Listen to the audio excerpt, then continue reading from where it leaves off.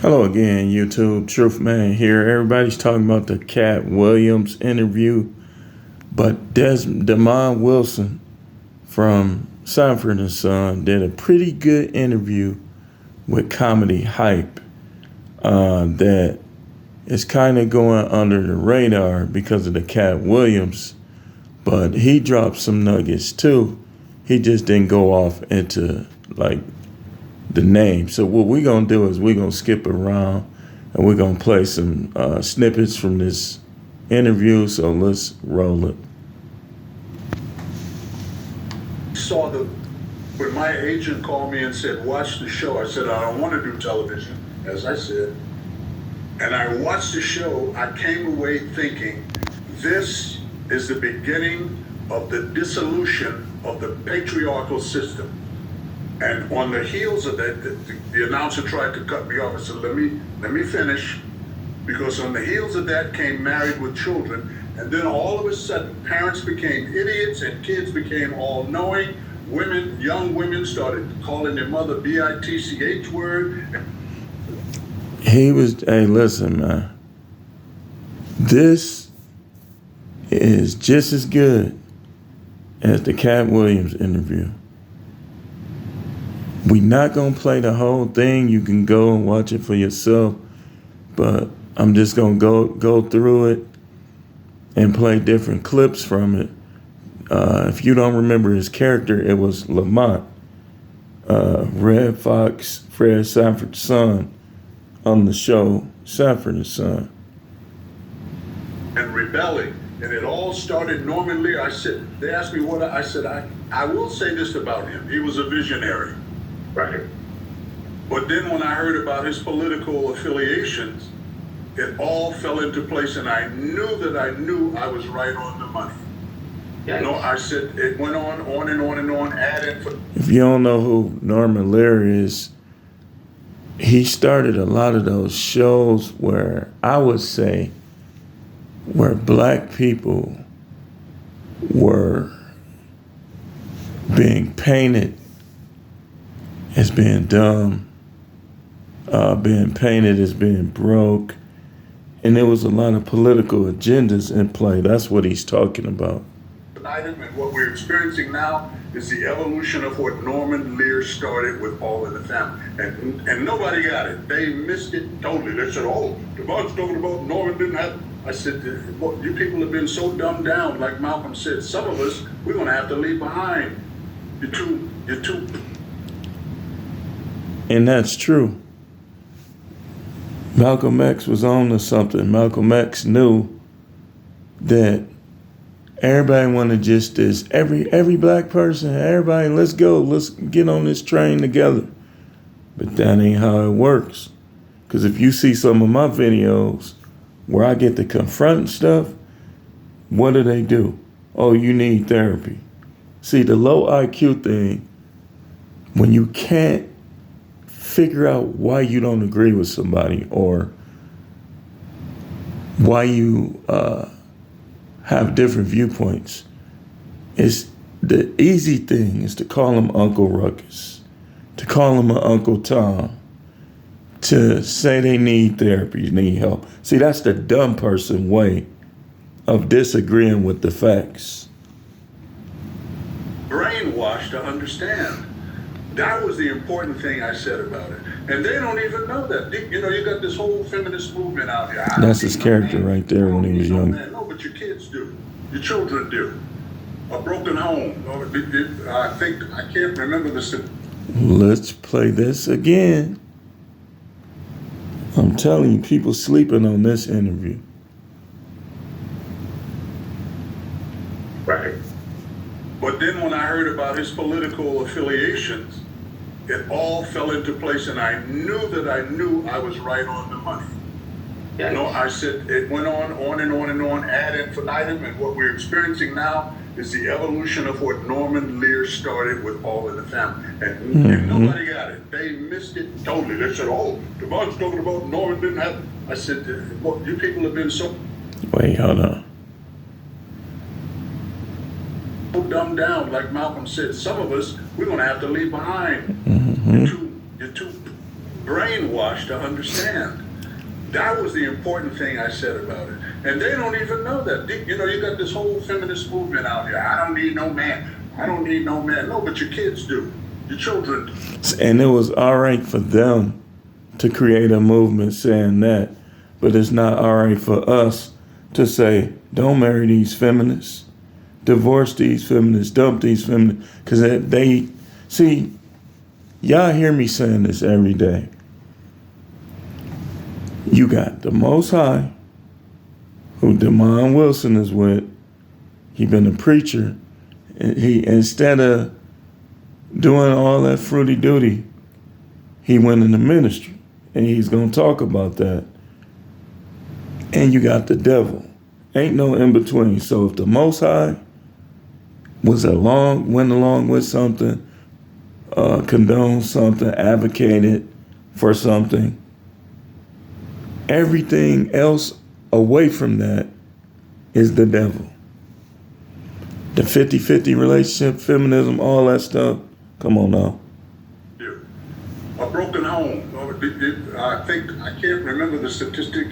I think it's like 65% of people incarcerated in the penal systems are single family. I don't need no man. So it's just all by, it will be all by design.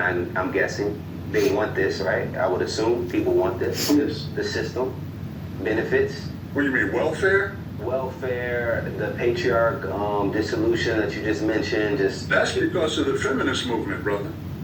The feminist movement. All of those lesbians back in the day, Gloria Steinem. Yeah, word.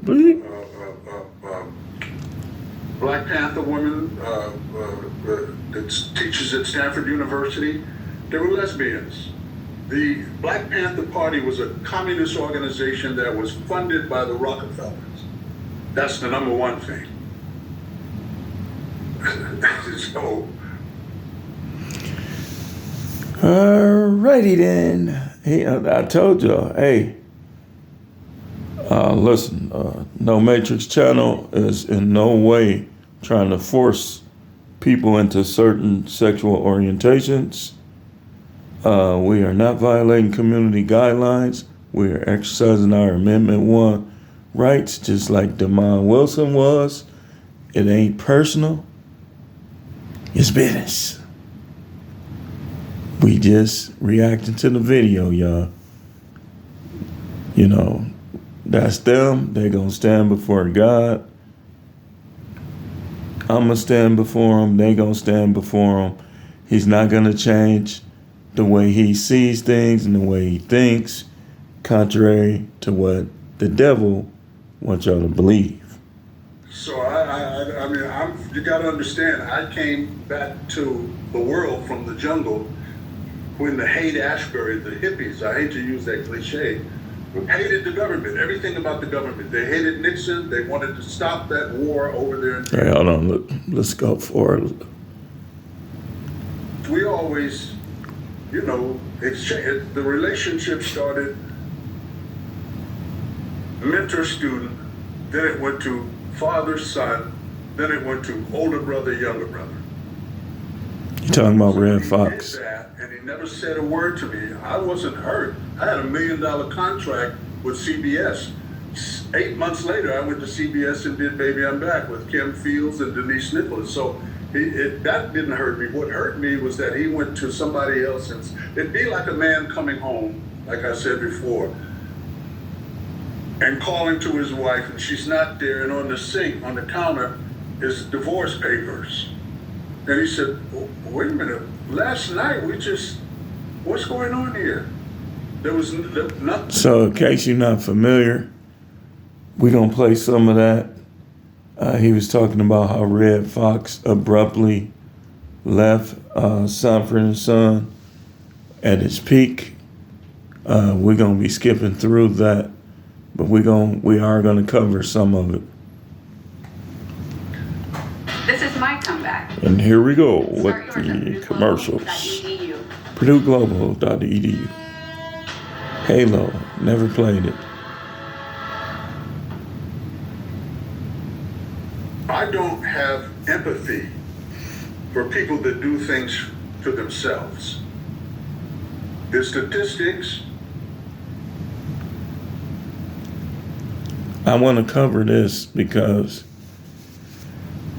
a lot of people think this way, and I agree with some of what he was saying. Some of it I don't on this particular part, because sometimes people just need a little help. Way a man that owed the IRS, like he had financial troubles. Did it hurt you? You're talking about Kind of Redd that Foxx. being the legend that he was? First of all, I don't have empathy for people that do things to themselves. The statistics, if an oppressor, if the world kicks you in the head, that's one thing. But when you don't do what you're supposed to do, I have no sympathy or empathy for you at all. Redd would file every year. I just paid my corporate tax. I pay corporate tax, personal tax, property tax every year.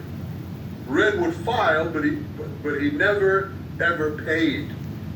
He's talking about when Redd Foxx made a lot of money in his career, but he died broke. So in case you lost, because I am skipping around, that's what he's talking about. And they called him down to the IRS offices, and he performed, and not in a nice, kind way. And then the trucks pulled up, and they took everything. So why would I feel anything for that? That was his fault. He did that to himself. And he's right. You would imagine that, you would assume that the people around him would look after him, or was that not the case? The people around him were sycophants. Okay?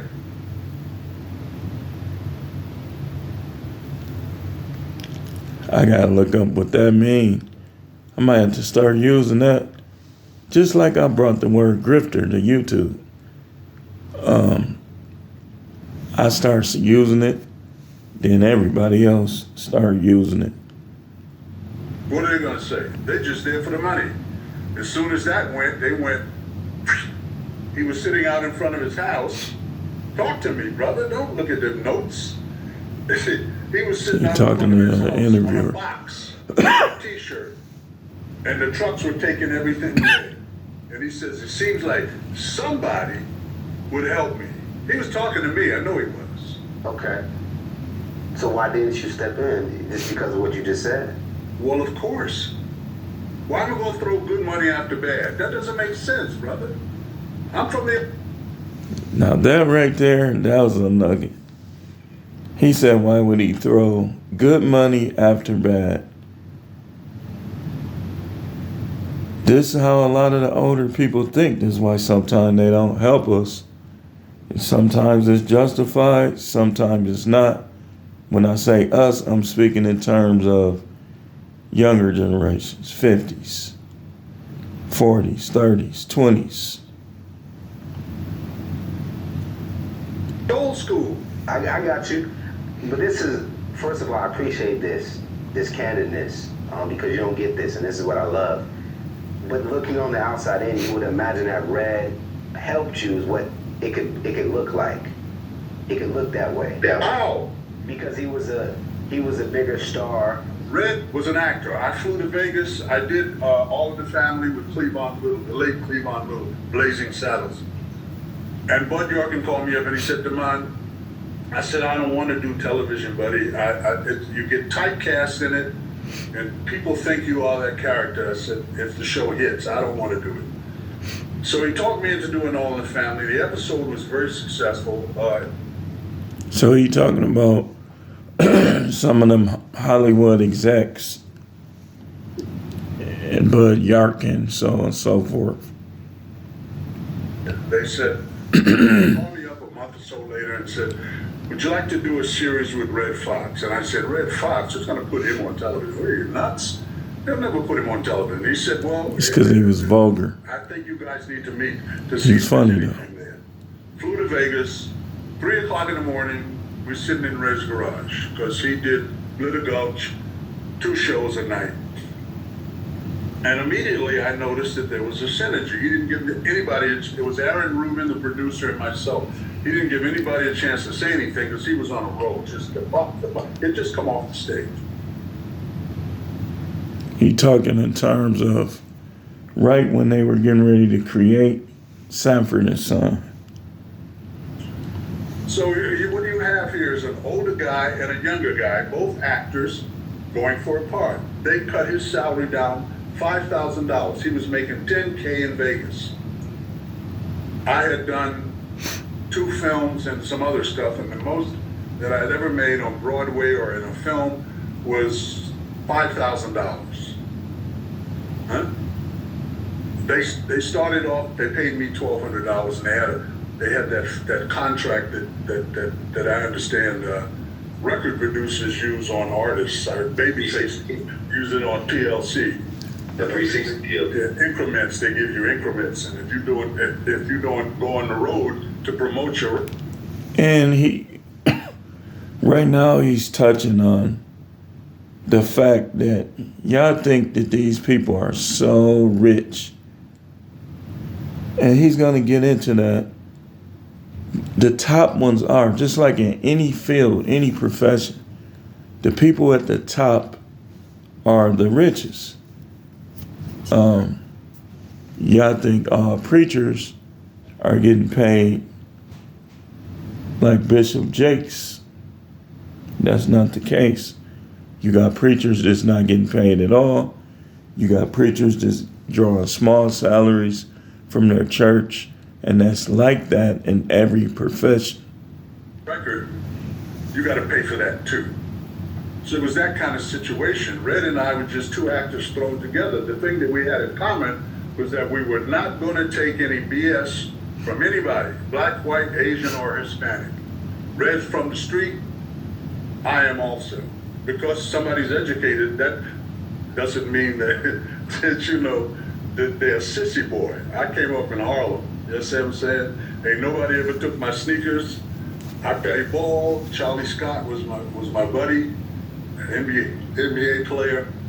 I played ball, and when you grow up in the inner city like I did, if you're good at sports, you're accepted. So Redd and I were just 2 actors that came together. He never gave me no money. I never gave him any money. Money, women, drugs never came between us. Everything was on equal footing now, equal footing. He would say after a while, after the 2nd season, if they went to him and they said, Redd, we want to get your approval. He said, don't say nothing to me. Go see my son. Go ask the. He called me the demon. Go ask the demon. He'll tell you, leave me alone, get out. So it was reversed. That's what fathers want with their sons. They want to raise their sons so that one day they'll go further than they do, or take the reins. That's what dads want. I have 2 sons. I know what I'm talking about. So that's what it was. And I said, as the show progressed. So he's talking about some of the negotiation that was taking place while they were doing the show. And in this part of the interview, he was mentioning how it was a shift taking place between him and Redd Foxx. How he said eventually they were like on equal footing because the show needed both of them. Now, let me just kind of go forward a little bit. I watched Redd. I watched him. I study people, brother. I watched you for 5 minutes. You did? Yes. You I did? watch people. No. My question. Does that answer your question? It answers it precisely. It might not be what you would. It's not what people probably want to hear, but I understand. I understand the perspective of you're seeing someone do something to themselves. I'm sure. Did you make any attempt to help at any point to say, hey, advice or a nugget of wisdom or? We weren't together when he lost everything. That happened. Sanford and Son went off the air. Never. But I mean, we stopped shooting it in 1977. When I saw Redd the next time, my son. And what he's saying too is to this day, he's still getting syndication. I mean, Sanford and Son still comes on certain channels. I think it's on what we call Me TV. And anytime you play someone's show, they get what's called syndication. And he mentioned in this interview that he's still getting syndication checks. I was 5 years old. So that wasn't happening on my watch. As a matter of fact, I used to play tennis. I played golf for 25 years, got 10, 12 trophies, till my knee went out. And I'm not going to go out there no more at 77. I do 100 sit-ups every morning, and I ride my bike 3 miles a day. That's it for me now. But I used to play tennis at the Malibu Racket Club. I was out there one day, and a couple of producers came to me, and they said, "Demont, we want to have a meeting with Redd Foxx. His 50th anniversary in show business is coming up, and we want to produce it. Could you set it up?" I said, "Well, I'm going to tell you something." Wait, I have to pause it. For copyright reasons. I haven't spoken to Redd in 5 years. I said, "But if you got," they kept hounding me. I said, "Okay, I'll get in touch with him." I said, "But I got to tell you, this is not going to be a day at the beach. Fox is not who you might think he's going to be." So they called me up and they said, "We got a contract and a check drawn out for $100,000, and we're going to pay him $500,000, but we wanted to show good faith with this $100K." So I called down in Vegas, and Prince Spencer, you're not old enough to remember the Step Brothers, I'm sure. Prince Spencer answered the phone. He was one of the original Step Brothers. He was Redd's manager. And I told him, I said, I called backstage, and he said, "Hello?" I said, "Hey, Prince, Demont." He said, "Oh my God." He said, "Man, Redd." Another pause. Here we go. It's going to be so gas when he hears you on the phone.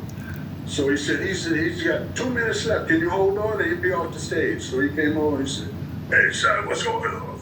I said, "Hey, Fox, when are you going to be in LA next?" He said, "I will be up there on Monday." He had an office building still. He can talk just like. "What's going on?" I said, "I got some white boys want to give you some money for your anniversary shows." "All right, I'll be there. Bring them on over." I took them over there, and Redd showed his entire arsenal. And not in a nice way. Showed up late? No, he was at his office. He was sitting there waiting. He showed out. I see why he says the thing where he said throwing good money at bad money, and when he said Redd did it to himself. And you'll see, I'm going to play this part, then we're going to skip ahead a little bit. Not up. He showed out, and not in a nice way. I told him, this is not going to be a day at the beach. It's not what you think it's going to be. And then he looked at me and said, how much you getting for this?" And that was it. I did like that.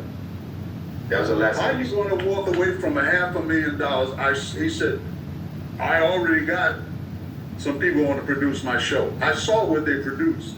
You can still buy it, I think. It's him standing in front of a big dusty curtain. He made it clear that he didn't try to really influence Redd Foxx. He knew what he was. He knew how he was because, like he said, he watched people. But at this particular point, he's saying to him, "How you gonna throw away $500,000? And people do, but like they say, your character will mess you up sometime. How are you going to help somebody that turns $500,000 down? Now, this was only about a year before everything left because he did that series with Della Reese. Yeah. So when Redd was doing all of that, we were not in touch with each other, and I hadn't seen him. I saw him after 77 and 82, 5 years later. And that was the last time you saw him? Yes, it was. Was that, what was the exchange like? I told you, it was in the office with these Oh, these that was white the last. guys that had $500,000 to give him for his 50th anniversary. You said to me, "Wouldn't you try to help him?" I'm telling you, I did. I didn't want to bring that up. I got you. I'm not here to smirch his image. I never have. in my book, Second Banana, The Bittersweet Memoirs of the Sanford and Son Years. Bittersweet because life with anybody is not always sweet and it's not always bitter. What was your reaction? And this is kind of my last with Redd, and I want to talk about more of what you were able to do. Well, okay, what was your reaction when he passed away? He died on the set. What do you mean? He died on the set of his show. Well, he had a heart attack. You gotta die somewhere. My dad died in a dry cleaning establishment. And I'm glad he did. That was what he did. My grandfather owned his own business in Valdosta, Georgia, and they were both tailors. And So he was asking him why, how he felt about him passing. And he said that, you know, and then basically in his own words, it is what it is. so my dad, I was coming to New York. We can skip. Let's skip a little bit. It's a lot in this. First of all, Redd chose to walk away. He put a picture in the bill. Why are you making me the villain today, brother? That's what you're doing. Yeah, I'm trying to set the record straight. 8 minutes that I did not want to deal with. We're gonna go viral. We're gonna go viral, but you know, people get the truth. I'm gonna hit you with it because I'm from the real. I don't mince words. Redd had a picture in Ebony or one of the magazines of him dressed like a priest, looking at a headstone that said R.I.P. Sanford and Son. And that was after I found out from Abernathy that the show he was not, at the cessation of the season, he was out the window, out the door. So for all intents and purposes, he was finished with it. However, the show that he went to didn't work. And the producers, On some of the parts I skipped, he talked about, kind of paraphrasing what he was saying, how the show could have done much better if Redd Foxx would have just acted right. But we're going to go into some of the other things he was saying about Hollywood in a second. the producer, We might have to find it. executive producer, because I produced it, the executive producer, Baby I'm Back, husband, Mort Lockman, approached Redd and said, come on back and do Sanford. Now, he joined up with Buddy Yorkin. I was not ashamed to admit it, I was mobbed up in those days. And I don't know, people kind of afraid of me because of that, but. Okay, wow. But So at this point, he's going to talk about Vegas and how all the Hollywood actors that did Vegas usually had ties to the mob. those days. And I don't know, people kind of afraid of me because of that, but. Okay, wow.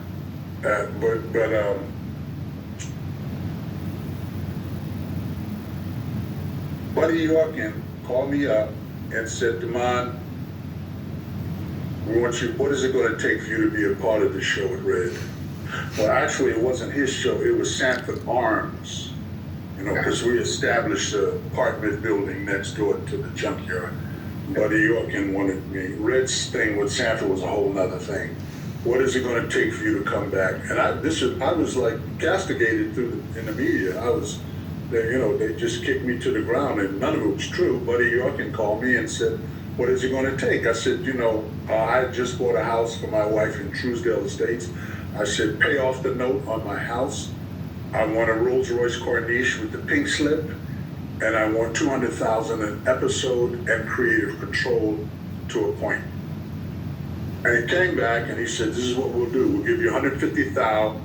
We'll lease you a Rolls Royce Corniche, and we'll pay the mortgage on your house as long as the show runs. And I said, goodbye, and went to CBS. It's always nice to have options. Yeah. So in terms of Sanford. And he's right. We talk about that on this channel. It's nice to have options. It is.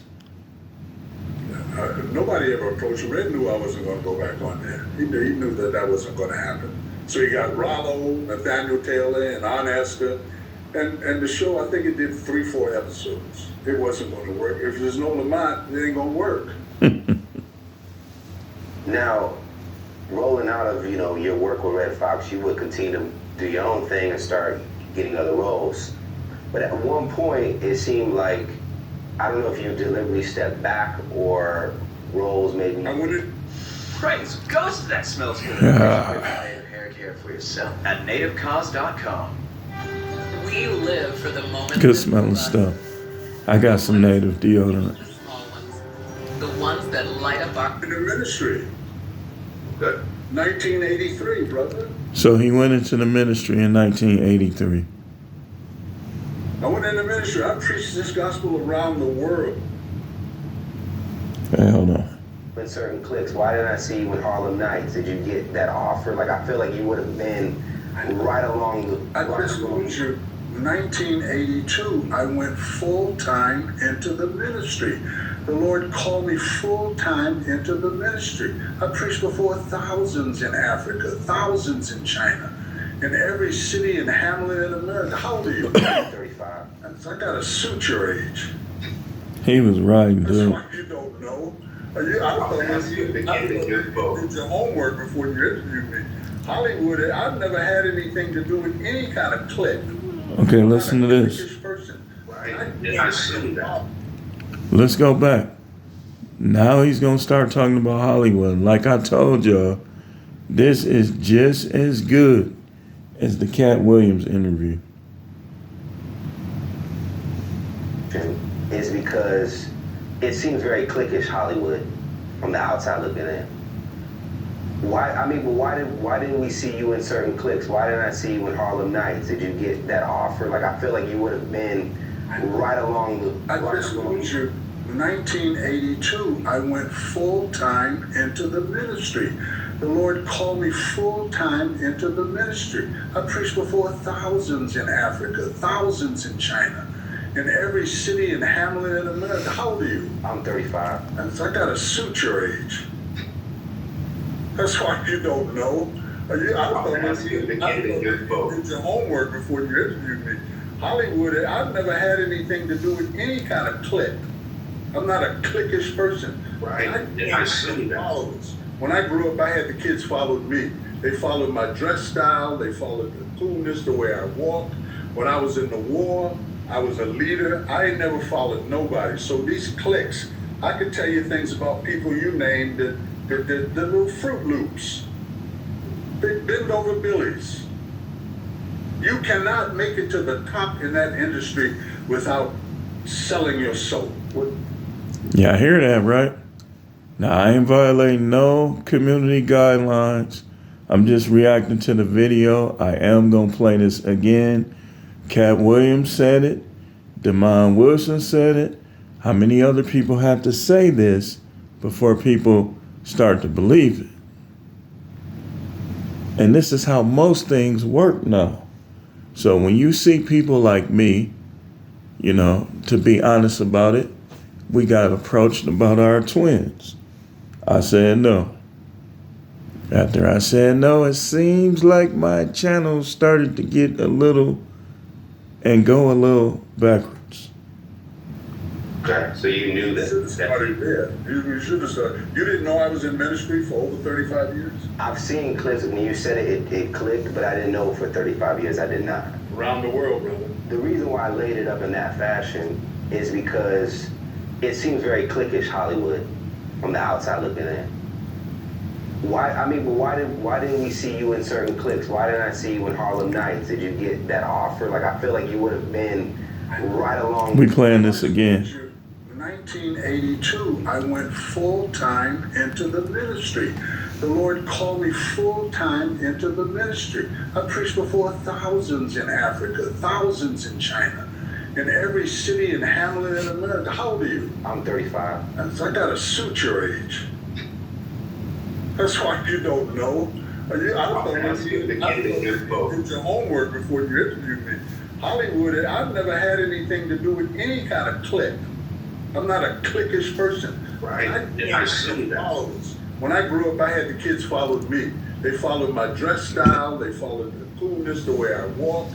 When I was in the war, I was a leader. I ain't never followed nobody. So these cliques, I can tell you things about people you named, the little Fruit Loops. Big bend over Billies. You cannot make it to the top in that industry without selling your soul. Now, did y'all hear that? Moving right along. So that's 2. That's Cat Williams. That's Damon Wilson. You know about the brother that just came forward, Christian Keys? You heard of this young actor? He just came forward and said that he was sexually harassed by a billionaire Hollywood person in power. There's assumptions of names. Is that something that happened in your industry? Like, were you ever, respectfully, I'm asking you as... Again, here you go. My industry. It's not my industry. I'm a Broadway actor. I'm back to Hollywood. Wait a minute. You didn't do your homework, I'm going to tell you. It seems like he was being mean, a little facetious, but he's just being straightforward. He's keeping it real. And possibly because, I don't know, maybe he think that the guy that's interviewing him, that somebody put him up to it. It's possible. I came to California. I did a film in Canada called The Dealing of the Berkeley to Boston 40 Brick Bag Lost Blues. I went back to Broadway and I was at the Public Theater. Al Pacino was down there. The late Ron O'Neal was down there. You had a lot of actors that became famous that were down there working for Joe Papp in the Village at that theater. It's renowned. And Walter Mirisch from the Mirisch studio, from the Mirisch brothers, came to New York, and he cast me in my first major motion picture. So we got to keep pausing as this is a reaction video. To the organization with Sidney Poitier. And that's why when I first came to California, we shot it in San Francisco. And people saw the dailies and they liked my work. And so I said, oh, you know what? I'm going to move out there because I'm getting a lot of offers and I don't want to be doing this bi-coastal thing. So I moved to California and I did Mission Impossible and a couple of TV spots and then All in the Family. And then I got a phone call from Bud Yorkin and he asked me if I wanted to do a series with Redd Foxx. So I've never been a part of any of that nonsense. I don't respect those people. I don't care. Man, are y'all listening to this? He says that he ain't never been a part of any of that nonsense. He doesn't respect those people. So y'all think everybody is down. Like the people like him, you would think that he would be viewed as a legend from his work on the Sanford and Son.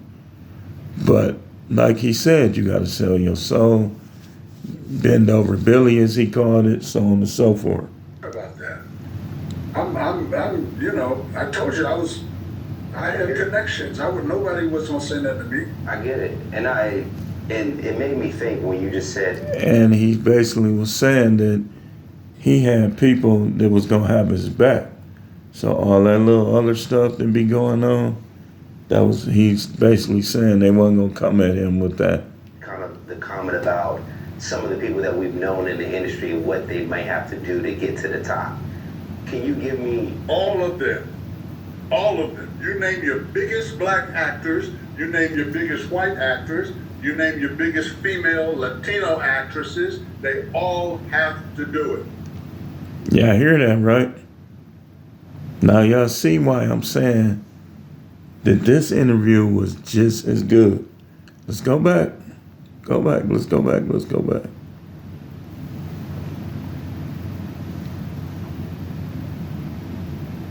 The late Ron O'Neal was down there. Yeah. Wait, hold on.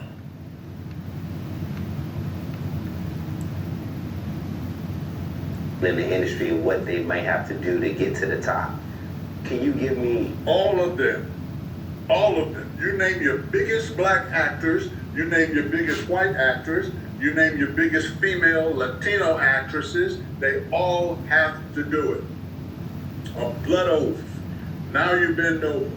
Now, every orifice that you have is going to be annihilated. You want the short and the long of it? No, I'm not giving you no names. No.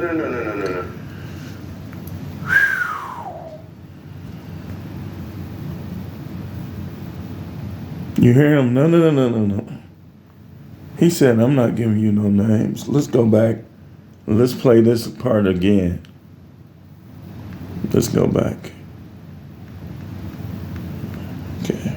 Actors that became famous that were down there working for Joe Pat in the Wait, hold village. on. So I said, you know what? I'm going to move out there because I'm getting a lot of offers and I don't want to be doing this bi-coastal thing. So I moved to California. Wait, hold on. Couple conversations, but I feel like you'll be the best person for this question right here.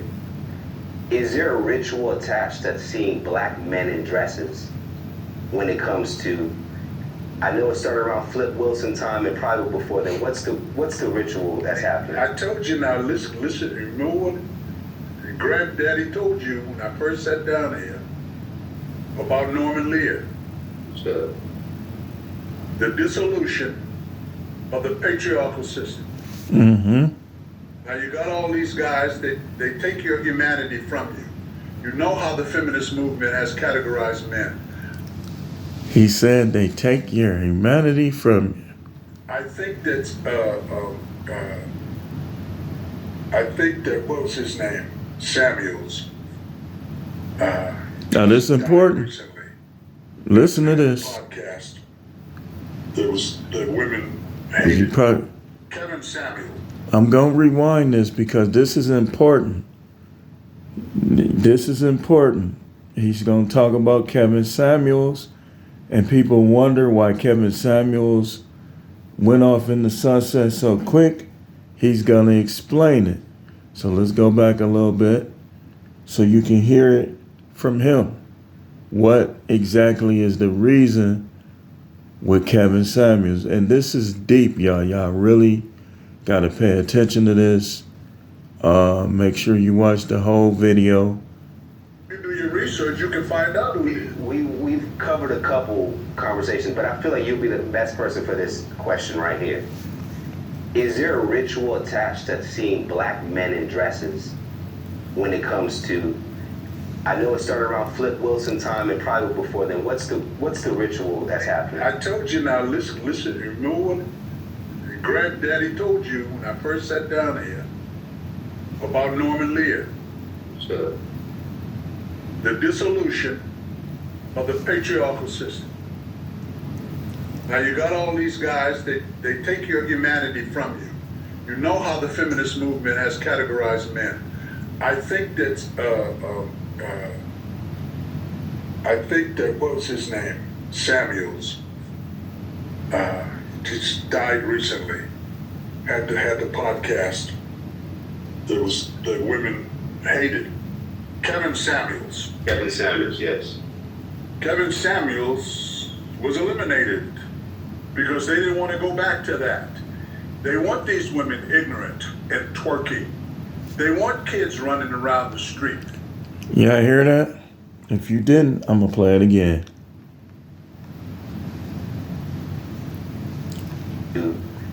I know it started around Flip Wilson time and probably before then. What's the ritual that's happening? I told you now, listen, you know what? Granddaddy told you when I first sat down here about Norman Lear. Sure. The dissolution of the patriarchal system. Now you got all these guys, they take your humanity from you. You know how the feminist movement has categorized men. I think that, what was his name? Samuels. Just died recently. Had the podcast. There was the women hated. Kevin Samuels. Kevin Samuels, yes. Kevin Samuels was eliminated because they didn't want to go back to that. They want these women ignorant and twerking. They want kids running around the street. If they don't pay the income tax, they put them in the penitentiary and they get their money out of them that way. It's like I said, we live in a matrix. Your driver's license. And this channel is no matrix. Your name in capital letters. Your birth certificate, your passport. Name is in capital letters. Black people don't question that. That means that there's two yous. There's you, the person, and you, the corporation. And you, the corporation, is going to pay America. Presidents have no power, and voting doesn't put a man in any office. They're placed there to do us. Yeah, I hear that, right? I keep telling y'all, he's dropping some bombs. Certain job, they have an agenda that they have to adhere to. So running to the polls is not going to matter. They want people like they are right now, polarized. The difference between Biden and Trump is that one is the flip side of the other. And they got the people running back and forth, back and forth. They got all kinds of... Yeah, I hear that, right? It's a hard pill to swallow, man. genocidal things taking place. That Bill Gates said it. We got to do away with 3 billion people. He's just doing Oh, it. my Doing it goodness. in Africa, been doing it in India. This dude right here. Black people running to the poll talking about, we got to go there, got to get someone, get him in there, change everything. There's nothing going to change, and it's not going to go back. When I wrote The New Age Millennium 26 years ago, I spoke about everything that's going on now. Now, you can call me a sage, you can call me a prophet, you can call me Negro Damas, whatever you want to call me, but Man, I'm telling you. This is what you want to type in if you want to hear the whole interview. Do not come over here talking about me reacting to this. That dumb stuff. You know I'm reacting to it. If you want to hear it without me reacting to it, here it is right here. all of the stuff in the book is everything that's happening now. Black people laughed at me. They said, what does Lamar know about that? That's conspiracy theory. It's a conspiracy, but it ain't no theory. And now they're scrambling, running back and forth, fighting each other. I gotta use that. It's a conspiracy, but it ain't no theory. I said, this is not a gender war. It's not a political war. It is a spiritual warfare. Exactly. People. Now, ain't that what Cat Williams said? Go back to the Cat Williams interview. Cat Williams said the same thing. Better wake up. This ain't going back. It ain't going back. No place. Doesn't matter who sits in the Oval Office. Presidents have no power.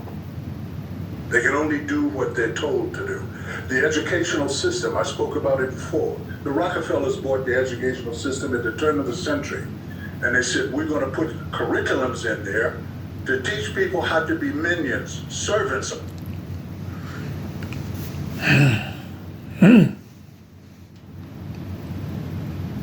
Get him, Damon. But I hope, his soul is ready, though. So, hopefully the Most High protect him, because he's going viral. This was only 12 days ago. And this interview, and you're going to see, once people start saying that the truth, this is the truth era, that more and more people are starting to respect and appreciate the truth. Not enough, because you still got people that'll come along with that dumb stuff. Oh, you need therapy. But we getting into the era of truth, where you'll get exposed for trying to act like you better than you is. So your best bet is to show who you are up front. Of us. That's what the whole thing was about.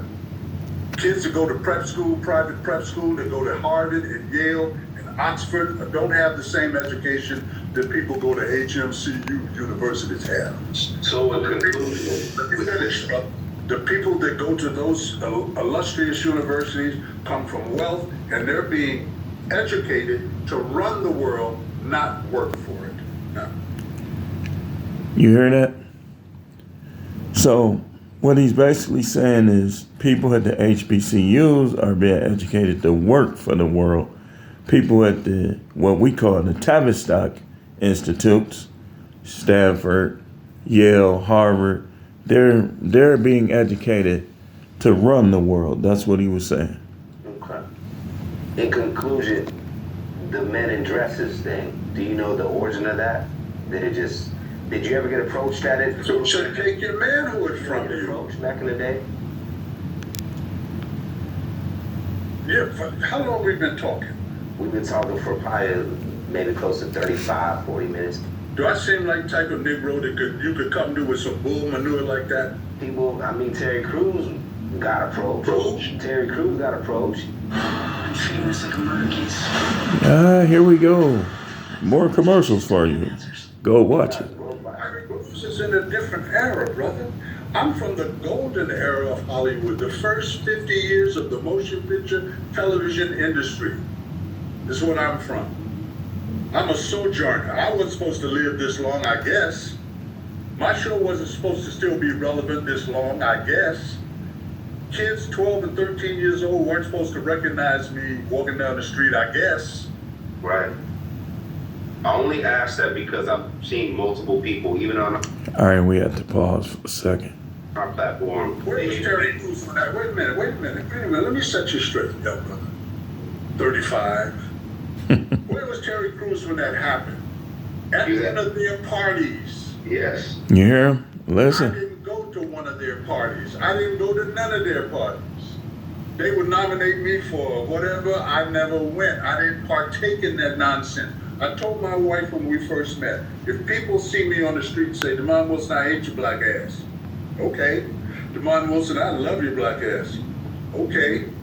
All I want from my career, Cicely is my wife's name, is for my work to speak for me. Apparently it still is, isn't it? That's a fact. Now you mentioned the mob. I don't know if you took any oath. All right, we come in. We're going to go as far as we can with the timer on this video. If it times out, it times out. But we're going to just keep going. To speak on it. As a fan of it. I was talented. They put me in nightclubs. I played Vegas. I mean, how do you get good? Because I thought... I had the same manager that managed the late Glenn Campbell, that managed the late Tony Bennett, that, you know, Vegas. Get good because I thought... Let me tell you, you don't know, I'm going to tell you. In the 70s, Vegas was the mob scene. Frank Sinatra, Dean Martin, Sammy Davis Jr., all of those guys. The mob ran Vegas. So if you got into Vegas, you had to be mobbed up. I played the Hilton International, where Elvis played, Barbra Streisand. That's not even on the strip. That was the big room back in the day. Set 3,500. So when they refused to pay me what I asked for on the 4th season, they said, DeMond, you can't do movies, you can't do television. If your house catches on fire and they send a news crew there and we see you on the news for your house burning down, we're going to take your house, we're going to take your car, we're going to garnish your wages. You can't do nothing. I said, okay, Nicky, I'm ready to do Vegas now. He said, oh, okay, kid, how long is it going to take you to put an act together? I said, a month. Give me $100K. I'll hire some dancers, singers, choreography, and we go to Vegas. And that's what we did. And Rick. Y'all hear that, right? He giving you the ins and outs of some of the stuff. Like when we wasn't seeing them, stuff like that, he giving you the ins and outs of it. Ed came down and saw the show, and he said, we were splitting the bill. Glenn Campbell and DeMond Wilson. He did an hour, I did an hour. Mm-hmm. Red came to see the show. He came back. He told me, he said, I went down there and saw that nigga down there in Vegas, man. You better pay that boy. He's down there chopping it up. You better pay him. I'm telling you, he don't need you. Man. Nicky said, I can book you 32 weeks a year down here, making 3 times as much as they pay. Does that understand about being mobbed up? I understand it. I understand it from that perspective. You think Sinatra wasn't mobbed up? I know he was. You think Dean Martin wasn't mobbed up? I know I know. You think Tony Bennett wasn't mobbed up? I guess in my mind, I'm thinking like, how did the mind? Now you gave us a reason why, but I would imagine you. I danced on Sanford and Son. I came in the next Monday morning after that show aired, and you know who Stan Lathan is? Yes. Stan said, "Hey, dude, the whole town's talking about you, boy. You killed it out there." So he was basically, he had a show in Vegas where he was dancing. I think he was singing. He had girls on stage with him. Girls probably was fine. Vegas, like even to this day, when you see people performing in Vegas, you already know they linked in. We didn't know you could do that. That's how it started. I saw it and they said, "Hey, We need more of that. no, we can monetize. The world is about making money, brother." Mm-hmm. The mob guy said, "Hey, this boy need to be in Vegas. What? He wasting his time with that television stuff. Come on down here. Sign away your life." Glenn Campbell had to do it. What's his name had to do it. He's still down there, Wayne Newton. And was it any difficulties to get out of that? Was there any obstacles to get out? To say, hey, I'm done? Now you want the police to come to my house. I definitely don't want that. I just want the truth. But I have to ask my last question. And it goes back to the... Yeah. He said, now you want the police to come to my house. See, even though he dropping nuggets, even though Cat Williams dropped nuggets, they can't tell us everything, man. That'll just put their loved ones and themselves in danger, basically. Normally a thing. Our audience is going to be mad if I don't. Do you think did Norman take some of those ideas, particularly from Eric Monti? Of course he did. Yeah. You think that brother is just making that up? And the late Michael Evans, that played the first Michael under Jefferson's. So he's saying he's validating the story of, he just mentioned his name. The guy said that he was doing a lot of writing behind the scenes and Norman Lear was stealing it and wasn't paying him or giving him credit for it. He beat him out of Good Times.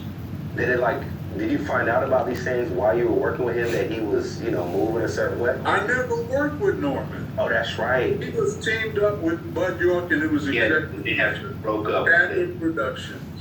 Norman came around a few times. I liked his first wife, Frances, who's deceased now. She was very honest. She said Norman should be ashamed of himself. He's cut everybody out of everything and make people think he was the only one doing anything. And he had about as much to do with Sanford and Son as my grandmother, who transitioned in 1969. Other than the fact that, because when he parted ways with Yorkin, we never saw him again. And then Jerry Parenchio took the helm. Jerry Parenchio was the guy that went to Jack Kent Cooke and got a few $1 million to promote the first Ali Frazier fight at the So now he's giving us a couple names, people. Madison Square Garden. Jerry Parenchio owned or still owns Telemundo. And then Alan Horn took the helm. Alan Horn became the CEO of Metro Goldwyn Mayer Studio. These were heavy hitters. These were guys that I went in there and said, hey, if you don't pay me, I ain't coming back here. And they said, we'll see about that with your little cocky self.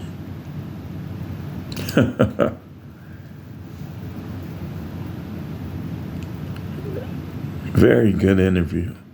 We got a few minutes left. Let's go to the end of it. That's when I went to Vegas. You always got to have a plan B, brother. Always. Definitely agree with that. Correct. It only got one hole to crawl in. It'd be great to learn more about you got me thinking I should call Hollywood no more. Learn more about the business, learn more about business and life. That's what I'm about. Show business. It's a business. For me, that's what it was, a business. I never went to the parties. I didn't belong there. I didn't belong there. I was not part of that group. I wasn't a bend over Billy.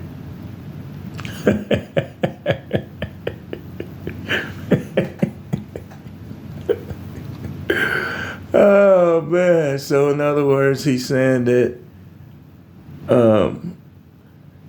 they wasn't gonna get him with that. He just there to make the money. And it's people like that. Y'all think everybody is down? Everybody ain't down, y'all. If a dude, well, first of all, that would have never happened. I don't carry myself that way. I didn't assume that. I mean, I wouldn't say that, but I know that the industry does approach in their own way. I never did an episode when I wasn't strapped. Never. People knew that about me. Redd too. I had Derek. You're gonna need to have a carrier. Because it had an audience. It wasn't. Somebody said, "What separated your show from the others?" I said, "We weren't homogenized." At the end of the series, it said, "Sanford and Son is recorded before a live studio audience." That was my voice. There was 400 people sitting up there. You didn't have to pass through a metal detector to get in that studio. What if somebody had they call it a... So he said he stayed packing the torch, the flame, heat, burner, strap, gat. That's what he basically saying. psychotic episode. Right. We was gonna bust on him. Mid dialogue. And he said he wasn't the only one with a pistol. People go crazy at concerts, they don't do that.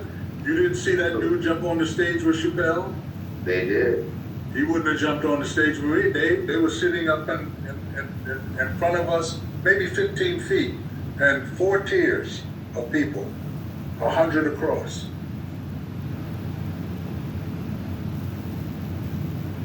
Redd was strapped, I was strapped. You get ignorant, you're gonna get bust on. In our closeout. Yeah, if you don't know, Redd Foxx is from St. Louis. Well, that is this reaction. I told y'all, he has some nuggets, man. Watch the whole video. If you gotta break it up, you gotta break it up. Thanks for watching.